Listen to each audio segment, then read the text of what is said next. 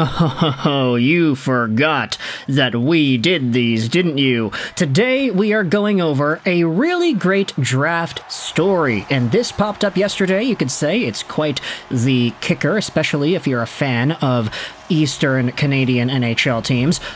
But because we are talking about a draft-related story today, we have to go out there and promote our stream, because later on today we will be streaming for the 2024 NHL Draft Lottery. We're kicking things off at 2:30 p.m. PST. The actual Draft Lottery event is at 3:30 PST, so we'll be live an hour beforehand. We will stream throughout the event and also hang out at the same time. If you're new to the channel, you probably haven't seen these, but it's always a fun time. We hang out, we read the chat. We're going to open some hockey cards in today's live stream, so make sure to tune in for that. And then, of course, we will be watching, analyzing, and reacting to the 2024 Draft Lottery. We will see who will end up drafting Macklin Celebrini later today. First overall picks guaranteed, baby. But either way, today we are talking about a story involving the Montreal Canadiens and the Toronto Maple Leafs, and how it was recently revealed that the Montreal Canadiens had themselves a very legitimate chance at taking a guy that is now seen as one of the better young Toronto forwards. Today we are talking about Matthew Knies. Now, this is a very interesting conversation because my initial reaction to seeing this story pop up and seeing the information that which we will read in this video was, really? How? Because Matthew Knies, if you take a look at his overall profile as a prospect, was a 2021 NHL draftee, 57th overall. He was taken at the end of the second round by the Toronto Maple Leafs, and a lot of people, especially back in 2021, were kind of questioning, okay, why? This was a player who, at worst, was ranked to go in the 81st overall spot by McKeen's Hockey. Button had him at 43, future considerations at 52, McKenzie had him at 62, so the fact that he went a little bit higher at 57 was surprising to many Leafs fans. Hey, there were still guys available that kind of slipped from the consensus, so why are the Leafs getting Matthew Knies?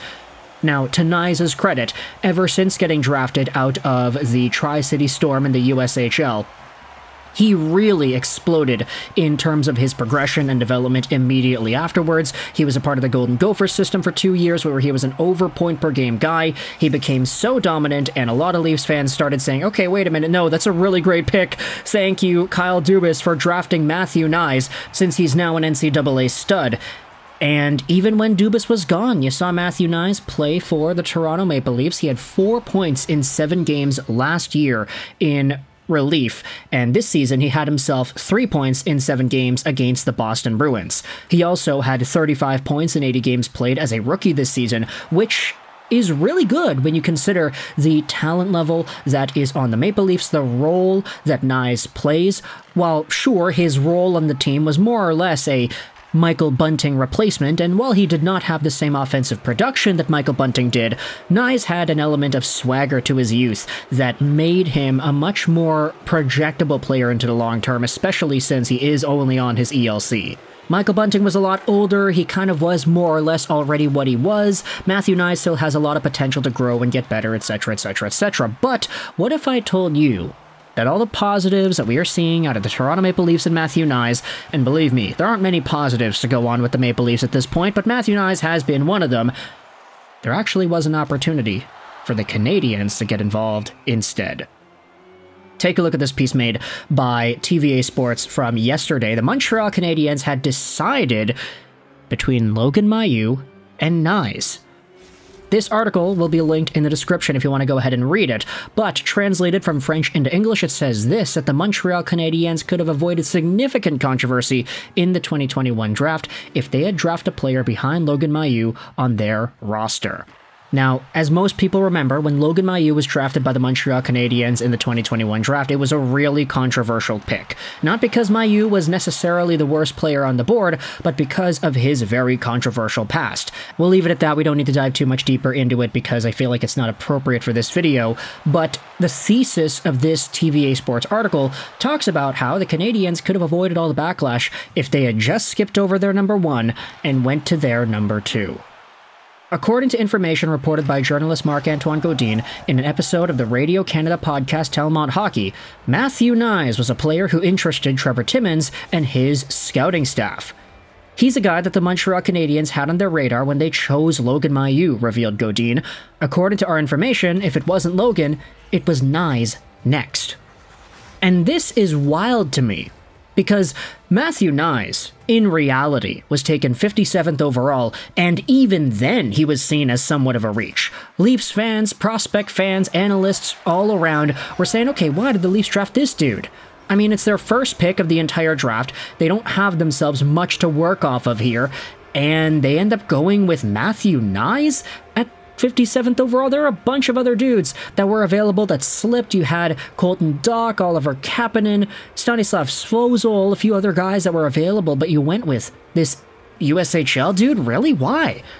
And because that reaction was so big in 2021, I'm starting to think, wait a minute, if the Canadiens took Knies instead in the 31st overall spot instead of 57 like the Leafs did, who knows how big the outcry would have been.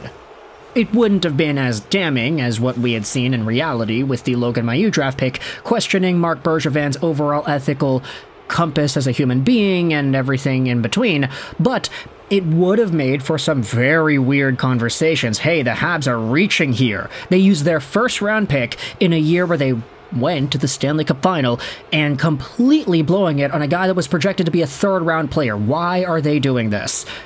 And if you wanted to play the hindsight Harry game, Matthew Knies is a good player. Like, he's really good. A lot better than many of the other players taken in the second round ahead of him. And you could definitely say, even as close to the draft as 2022 even, if you had done a 2021 redraft, Matthew Knies probably is nowhere near the end of the second round. He is a first-round talent, guaranteed. So Dubas and the Leafs, of course, they did their scouting, they did their due diligence, they liked their players, and they took a really good guy. They ended up with the win here. But it is very intriguing how Knies was also apparently a Montreal Canadiens primary target, potentially towards the end of the first round. The article then goes out there and talks about how Mailloux was chosen 31st overall by the Habs. Knies had to be patient because he was finally drafted towards the end of the second round. Knies made the jump to the pros later last year after having an excellent season in the NCAA at the end of which he was named a finalist for the Hobey Baker Trophy. The 6'3", 217 big forward has 35 points, yada yada yada, into the playoffs. So, when it comes to the Matthew Knies conversation, even if you disregard the crime that Logan Mailloux was a part of before his draft date, even if you consider the fact that he actually rescinded his availability for the draft, but Marc Bergevin drafted him anyway. Yeah, that's a small tidbit of information that I think gets kind of forgotten at these times. I would still rather have Matthew Knies than Mailloux. Like, if you just took the players on the ice, you took their skills, their profiles, what they project to be, and everything in between, I would say, yeah, no, Knies. I like Knies more. Power forward type guy who is just getting better. He can play that physical, grindy style, and he can produce offense. He's so young, and he was so successful so far in his NCAA tenure that there really is a sky-high limit for this player. It's rare to say that out of second-round dudes, especially those taken towards the end of it. But for Matthew Knies, he has subverted all expectations, and he is now in a really great spot in Toronto. Marner is probably going to be out sometime soon. John Tavares, maybe too. If William Nylander and Austin Matthews are the only two guys that are top-of-the-line forwards, quote-unquote, on this Maple Leafs team, it opens the door for Matthew Knies, while still on his ELC, to make some significant damage for this team heading into the next few years. So, Toronto Maple Leafs fans, let me know your thoughts in the comment section about Matthew Knies and his development for your team. Montreal Canadiens fans, easy question here. Would you rather have on your hockey team Logan Mailloux or Matthew Knies? Cut and paste whatever contracts or whatever else that you need to do to make this conversation make sense in your mind, but would you rather have Knies or Mailloux? 1 for 1, it's an even keel trade, nothing else changes. What's your opinion? Let me know your thoughts in the comment section below. Also, check out our draft lottery stream. We'll be live for the entire event as well as an hour beforehand, so come and hang out with all of us. But for now, let me know your thoughts in the comment section about this video. I hope you enjoyed this video. And bye.